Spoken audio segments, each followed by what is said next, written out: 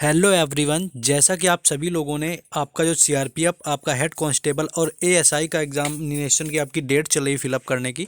तो I hope कि आप सभी लोगों ने कर दिया होगा। तो उसका सिलेबस को लेकर आप सभी में प्रॉब्लम है कि आपका जीके जीएस में क्या पूछा जाएगा, आपका जनरल अवेयरनेस होने वाला है या आपका कुछ और आने वाला है। तो उस एग्ज़ाम को लेकर के जो कि आपके एग्ज़ाम की जो डेट की बात करें वो आपकी 22 से लेकर 28 यानी 22 से लेकर के 28 फरवरी तक आपकी डेट रखी गई है। आपका जो सीआरपीएफ, एएसआई और हेड कांस्टेबल का एग्ज़ाम होना है। तो उन सभी लोगों की लास्ट डेट आपकी 25 जनवरी एग्ज़ाम फिल करने की। तो जिन लोगों ने अभी तक अगर अपना फॉर्म फिलअप नहीं किया हुआ है तो 25 के पहले आप सभी को कर देना है, क्योंकि आप लोगों के पास सिर्फ 5 वीक्स यानी कि ऑलमोस्ट 1 महीने और 1 हफ्ते का समय यहाँ पर बचा हुआ है। तो यहाँ पर हम आप लोगों को जो आपके प्रीवियस ईयर में आपको जो एग्ज़ाम हुआ है उससे रिलेटेड जो भी क्वेश्चंस आपको उसमें पूछे गए हैं उन सभी क्वेश्चंस का यहाँ पर हम सेट लेकर के आए हुए हैं जीके जीएस का। तो आप लोगों को देख लेना है कि किस तरह के क्वेश्चंस आपके पूछे जाते हैं और आपको आंसर करने का ट्राई करना है। और जिन लोगों ने अभी तक चैनल को सब्सक्राइब नहीं किया हुआ है कि तो वो लोग चैनल को सब्सक्राइब कर लेंगे, क्योंकि यहाँ पर आपको ऐसे ही टेस्ट करवाए जाएंगे और हर एग्जाम का एनालिसिस भी आपको यहाँ पर मिलता रहता है। तो चलिए शुरू करते हैं कि आपके सीआरपीएफ, हेड कांस्टेबल, एएसआई के एग्जाम में पूछे गए प्रश्नों का सीरीज। पहला क्वेश्चन यहाँ पर है कि मोहम्मद बिन तुगलक ने निम्न में से किस विदेशी यात्री को राज सेवा में नियुक्त किया था। या तो यहाँ पर ये पूछा गया है, यहाँ पर आपके ऑप्शन दिए गए हैं, आपको बताना है कि मोहम्मद बिन तुगलक जो था आपका दिल्ली सल्तनत का, तुगलक वंश का, उसने किस विदेशी यात्रा को अपने राज सेवा के लिए नियुक्त किया गया था। तो विदेशी यात्री यहाँ पर आपके सारे दिए हुए हैं, लेकिन अगर राज सेवा की बात करें तो इब्न बतूता यहाँ पर यानी ऑप्शन बी राइट आंसर हो जाएगा, जिसे कि मोहम्मद बिन तुगलक ने यानी विदेशी यात्री को राज सेवा में नियुक्त किया गया था। और मोहम्मद बिन तुगलक आपका तुगलक वंश से संबंधित शासक रहा हुआ जो कि दिल्ली सल्तनत में था। तो इब्न बतूता यहाँ पर राइट आंसर हो जाएगा, जो कि आपका राज सेवा में नियुक्त किया गया था। नेक्स्ट क्वेश्चन हम लोग देखेंगे। नेक्स्ट आपका पूछा गया था कि रेणुका आर्द्र भूमि नामक रामसर साइट कहाँ पर यानी किस राज्य में स्थित है। आपके ऑप्शन आपके सामने है, यहाँ पर देखेंगे। तो रामसर साइट की बात करें तो आपका यहाँ पर रामसर साइट जो आपके नम वाली यानी नमी वाली जगह होती है उनको रामसर साइट घोषित किया जाता है। अगर टोटल ओवरऑल की बात करें तो 49 यहाँ पर रामसर साइट हम लोगों के अभी अवेलेबल है हमारे देश में। जैसा कि आपका ईरान में एक जगह है रामसर नाम की, जो कि आपका रामसर कन्वेंशन हुआ था 1972 में, उसके तहत आपकी ये घोषित की जाती है। तो यहाँ पर रेणुका आर्द्र भूमि यानी रेणुका जो आपकी रामसर साइट है वो किस राज्य में है। तो अगर यहाँ पर बात करें तो ऑप्शन सी हिमाचल प्रदेश आपका राइट आंसर हो जाएगा, क्योंकि रेणुका नामक जो आपका रामसर साइट है वो आपके हिमाचल प्रदेश राज्य में स्थित है। तो ये सारे क्वेश्चन आपके पूछे गए थे। नेक्स्ट क्वेश्चन देखेंगे। आपको इन क्वेश्चंस का पीडीएफ चाहिए तो आप हमारे टेलीग्राम चैनल से जुड़ सकते हैं, जिसका लिंक डिस्क्रिप्शन में आपको दिया हुआ है, या फिर आप जाकर टेलीग्राम में सर्च भी करेंगे तो आपको वहाँ पर मिल जाएगा। इसी चैनल के नाम से आपको टेलीग्राम चैनल भी मिल जाएगा। तो चैनल को सब्सक्राइब कर लें, वीडियो को हाँ लाइक जरूर कर देना। तीसरा क्वेश्चन देखेंगे कि गोदावरी नदी बेसिन का सबसे बड़ा जल ग्रहण क्षेत्र किस राज्य में आता है। यहाँ जल ग्रहण क्षेत्र से बात करें कि सबसे ज़्यादा जो फायदा है वो गोदावरी नदी से किस राज्य को होता है। तो यहाँ पर सबसे अधिक अगर हम फायदे को लेकर के बात करेंगे, और गोदावरी नदी आपकी वो नदी है जिसे दक्षिण भारत की गंगा कहा जाता है। ये भी क्वेश्चन कई बार पूछा गया है कि दक्षिण भारत की गंगा किस नदी को कहा जाता है, तो वो आपकी गोदावरी नदी को कहा जाता है। तो यहाँ पर अगर हम बात करें तो ऑप्शन ए यानी महाराष्ट्र आपका राइट आंसर हो जाएगा। यानी महाराष्ट्र ऐसा राज्य है जो सबसे ज़्यादा फायदा होता है गोदावरी नदी का, यानी जल ग्रहण क्षेत्र के मामले में आपका जो महाराष्ट्र है वो उसको सबसे ज़्यादा गोदावरी नदी से फ़ायदा होता है। नेक्स्ट क्वेश्चन आपका ये करंट का पूछा गया था कि जुलाई 2020 में निम्नलिखित में से किसे एशियाई विकास बैंक का उपाध्यक्ष नियुक्त किया गया था। यहाँ पर एशियाई विकास बैंक की बात करें तो इसका फुल फॉर्म आपका एशियन डेवलपमेंट बैंक होता है, यानी कि जिसे आप एडीबी बैंक के नाम से भी जानते हैं। एडीबी बैंक का आपका अभी जो एग्जाम एफसीआई के हुए थे उसमें इनका फुल फॉर्म ही पूछ लिया गया था कि यहाँ पर डी का मतलब क्या होगा, ए का मतलब क्या होगा। तो इस तरह से आपको फुल फॉर्म भी याद रखना है कि एशियन डेवलपमेंट बैंक आपका एशियाई विकास बैंक का आपका फुल फॉर्म होता है। इसके अगर मुख्यालय की बात करें तो चीन के संघाई में इसका मुख्यालय स्थित है। हो सकता है आपसे मुख्यालय भी पूछा जाता है एग्जाम में, तो आपको यहाँ पर याद रखना है। तो 2020 के अकॉर्डिंग बात करें तो यहाँ पर ऑप्शन डी अशोक लवासा यहाँ पर राइट आंसर हो जाएगा, जो कि 2020 के अकॉर्डिंग आपके एशियाई विकास बैंक के उपाध्यक्ष थे। नेक्स्ट क्वेश्चन आपका देखा गया था कि निम्नलिखित सूचीबद्ध धातुओं में से सबसे कम अपक्रियाशील कौन सी है। तो यहाँ पर आपकी धातुएं दी गई हैं, लोहा है आपका, मैग्नीशियम है आपका, लोहा है, सोना है। तो मैग्नीशियम तो आपका वैसे भी धातुओं की श्रेणी से काफ़ी अपक्रियाशील से आपका उसको हटा देंगे। यहाँ पर तांबा और लोहे का देखेंगे तो तांबा का आपका अच्छा खासा अपक्रियाशील होता है। तो यहाँ पर सबसे कम अपक्रियाशील आपका पूछा गया, तो यहाँ पर ऑप्शन ए जो होगा सोना यहाँ पर राइट आंसर हो जाएगा, जो कि सबसे कम अपक्रियाशील धातुओं में आता है। नेक्स्ट क्वेश्चन देखेंगे हम लोग। नेक्स्ट क्वेश्चन आपका पूछा गया था कि निम्नलिखित में से कौन सा राजस्थान का राज्य पक्षी, यहाँ पर आपका स्टेट वर्ड पूछा गया था, यानी स्टेट वर्ड में कि आपका राज्य का जो राजकीय पक्षी है, यानी राजकीय पक्षी राजस्थान का यहाँ पर क्या होगा। तो आपको यहाँ पर 4 ऑप्शन दिए गए हैं। तो यहाँ पर ऑप्शन डी जो यहाँ पर है सोन चिड़िया यहाँ पर राइट आंसर हो जाएगा, जो कि राजस्थान का राजकीय पक्षी होता है। नेक्स्ट क्वेश्चन देखेंगे। और आपको कोई भी डाउट हो तो आप कमेंट बॉक्स में पूछ सकते हैं। ये सीरीज आपको ऑलमोस्ट हर दिन करवाई जाएगी, जिसमें कि आपको सीआरपीएफ कुछ हेड कांस्टेबल और एएसआई के एग्जाम में प्रीवियस ईयर क्वेश्चन पूछे गए, उनका पूरा सेट यहाँ पर करवाया जाएगा। तो आपको चैनल को जरूर सब्सक्राइब कर लेना है। नेक्स्ट क्वेश्चन था कि निम्नलिखित में से कौन सा अनुच्छेद लोगों के कल्याण को बढ़ावा देने के लिए राज्य में सामाजिक व्यवस्था बनाने का निर्देश देता है। यानी यहाँ पर आपको ऐसा बताया गया है कि सरकार की तरफ से ऐसा कौन सा अनुच्छेद होता है जिसमें कि लोगों को कल्याण को बढ़ावा देने के लिए राज्य में आपका सामाजिक व्यवस्था को बनाने का निर्देश देता है। तो यह आपके राज्य के नीति निर्देशक तत्व से संबंधित है, जो कि संविधान के भाग 4 में दिए गए हैं। और जो कि अनुच्छेद की बात करें तो अनुच्छेद 38 यानी कि आर्टिकल 38 यहाँ पर राइट आंसर हो जाएगा, जो कि लोगों के कल्याण को बढ़ावा देने के लिए राज्य में सामाजिक व्यवस्था बनाने का निर्देश देता है।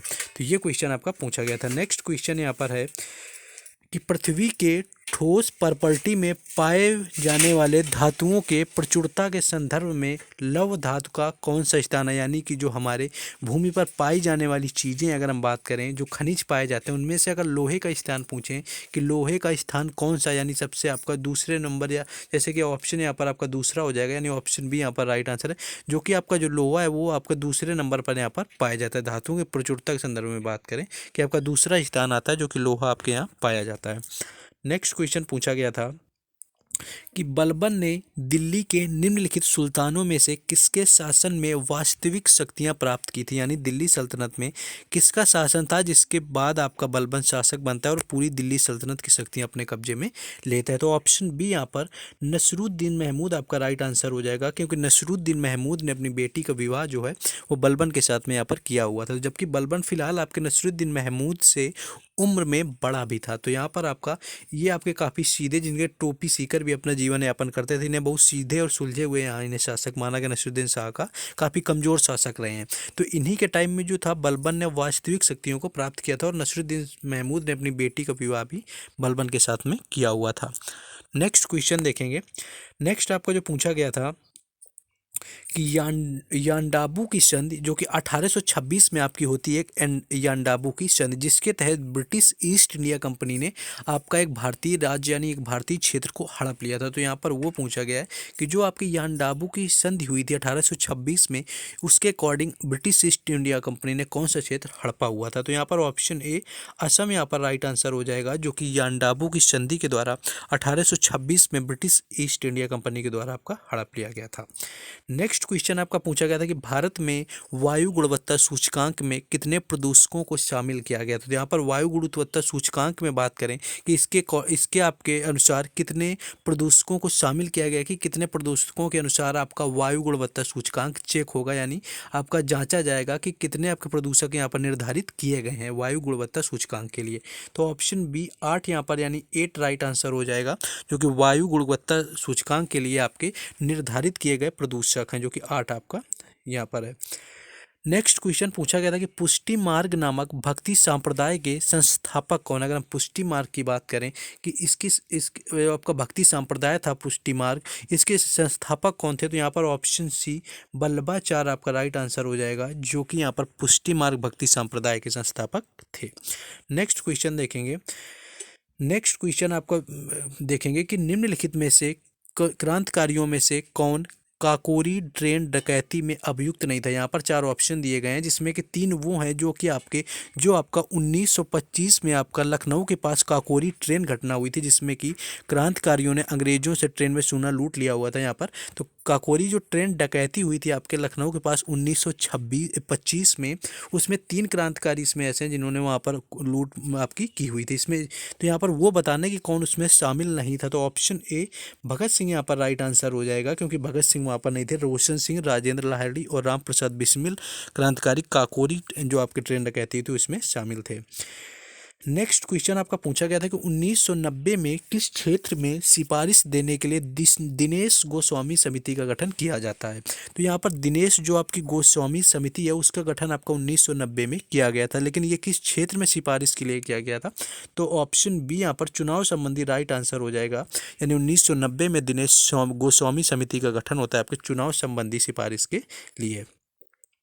नेक्स्ट क्वेश्चन यहाँ पर पूछा गया था कि कैलेवराइट नामक खनिज किस धातु का है। तो यहाँ पर खनिज आपके पूछ लिए गए हैं, जैसे कि आपका खनिज निकालने के बाद वो आपका अयस्क होता है। तो यहाँ पर खनिज पूछा गया है कि कैलेवराइट जो है वो किस आपका खनिज किस धातु का है। तो यहाँ पर खनिज पूछ लिया गया है आपका किस धातु से संबंधित है, तो ऑप्शन ए यहाँ पर सोना आपका राइट आंसर हो जाएगा। जिस तरह से हेमेटाइट आपका लोहे का होता है तो उससे संबंधित ये खनिज पूछा गया, तो कैलेवराइट मतलब आपका सोने का खनिज होता है।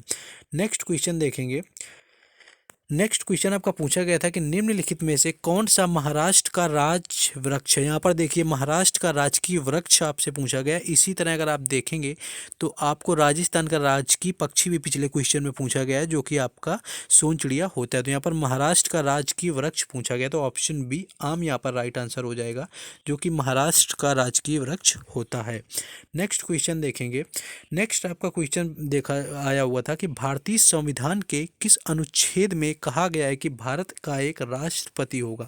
अगर भारत के राष्ट्रपति की बात करें तो ऑप्शन सी अनुच्छेद 52 यानी आर्टिकल 52 यहाँ पर राइट आंसर हो जाएगा, जो कि भारतीय इसके आपके आर्टिकल 52 के अकॉर्डिंग हमारे संविधान में जो दिया है कि भारत का एक राष्ट्रपति होगा। वही अनुच्छेद 61 की बात करें आपका तो यहाँ पर महाअभियोग से संबंधित दिया गया, यानी महाअभियोग से संबंधित आपका पूछा जाए तो अनुच्छेद 61 आपका राइट आंसर हो जाएगा।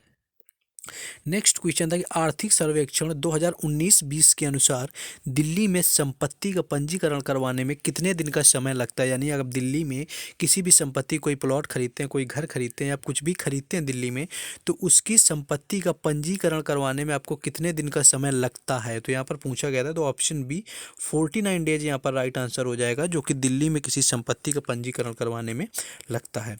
नेक्स्ट एक क्वेश्चन आपका पूछा गया था, यहाँ पर बुक आई हुई थी आपकी कि एसे ऑन पॉपुलेशन नामक अपनी पुस्तक में जनसंख्या वृद्धि का सिद्धांत देने का श्रेय किसे जाता है। यानी किस राइटर ने आपका जो एक बुक लिखी थी एसे ऑन पॉपुलेशन में, तो उसमें जनसंख्या वृद्धि का सिद्धांत दिया हुआ है। तो option D Thomas Robert Malthus यहाँ पर राइट आंसर हो जाएगा, जो कि एसे ऑन पॉपुलेशन नामक अपनी जनसंख्या वृद्धि का सिद्धांत देने का दिया जाता है। नेक्स्ट क्वेश्चन आपका देखेंगे, यहाँ पर आया हुआ था कि निम्न में से कौन निशानेबाजी में अंतर्राष्ट्रीय खिलाड़ी है। यानी आपको यहाँ पर शूटिंग से रिलेटेड प्लेयर पूछ लिया गया था कि यहाँ पर इस तरह से भी क्वेश्चन आपके बनते हैं कि कौन सा खिलाड़ी किस आपके खेल से संबंधित है। तो यहाँ पर ऑप्शन ए आपका जो है अंजुम मुदगिल यहाँ पर राइट आंसर हो जाएगा, जो कि निशानेबाजी से संबंधित है। नेक्स्ट क्वेश्चन देखेंगे। नेक्स्ट क्वेश्चन आपका दिया हुआ था कि देखिए डोलोमाइट से आपका फिर एक अयस्क के आपका क्वेश्चन है यहाँ पर कि डोलोमाइट निम्नलिखित में से किसका अयस्क है। तो यहाँ पर जैसे कि आपका कैलेवराइट अभी ऊपर दिया हुआ था कि किसका खनिज है आपका पूछा गया था, यहाँ आपका अयस्क पूछ लिया गया तो कि किसका आपका अयस्क है। तो ऑप्शन सी मैग्नीशियम यहाँ पर राइट आंसर हो जाएगा, जो कि डोलोमाइट का आपका अयस्क होता है। इसी तरह आपका कैलेवराइट आपका सोने का। नेक्स्ट क्वेश्चन आपका पूछा गया था कि वेम्बनाथ झील निम्नलिखित में से किस राज्य से संबंधित है। तो वेम्बनाथ झील की बात करें, अगर आपने झीलों को पढ़ रखा है तो वेम्बनाथ झील आपका जो है वो आपके ऑप्शन ए यानी केरल राज्य से संबंधित है। यानी वेम्बनाथ जो झील है वो केरल राज्य में आपकी है, तो यहाँ पर आपका केरल राइट आंसर हो जाएगा।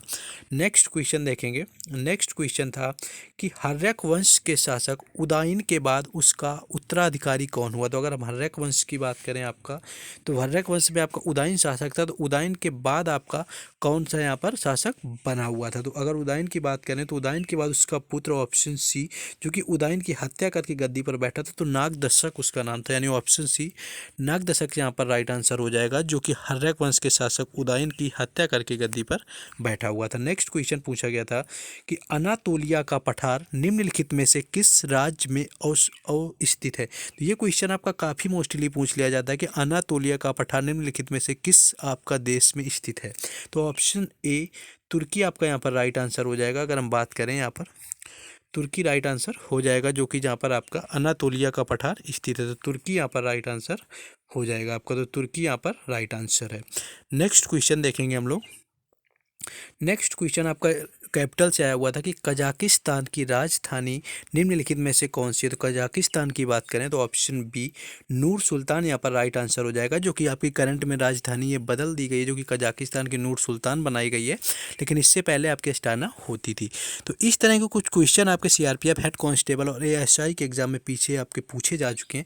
इसी तरह की सीरीज आप और भी देखना चाहते हैं, अगर थोड़ा भी एफर्ट्स अच्छा लगा तो आपको वीडियो को लाइक और चैनल को सब्सक्राइब जरूर कर लेना, क्योंकि आपको यहाँ पर इस तरह की सीरीज भी करवाई जाएगी और बाकी हर एग्जाम से रिलेटेड आपको जो भी होता है एनालिसिस करवाया जाता है। साथ ही साथ बाकी किसी अपडेट से जुड़े रहने के लिए टेलीग्राम चैनल से जुड़ जाएं और आप लोगों को ट्राई करना है कि आपने इसमें से कितने क्वेश्चन करेक्ट किए हैं, यानी कितने क्वेश्चन आपके सही हुए, आपको कमेंट बॉक्स में ज़रूर बताना है। मिलते हैं नेक्स्ट वीडियो में। जय हिंद।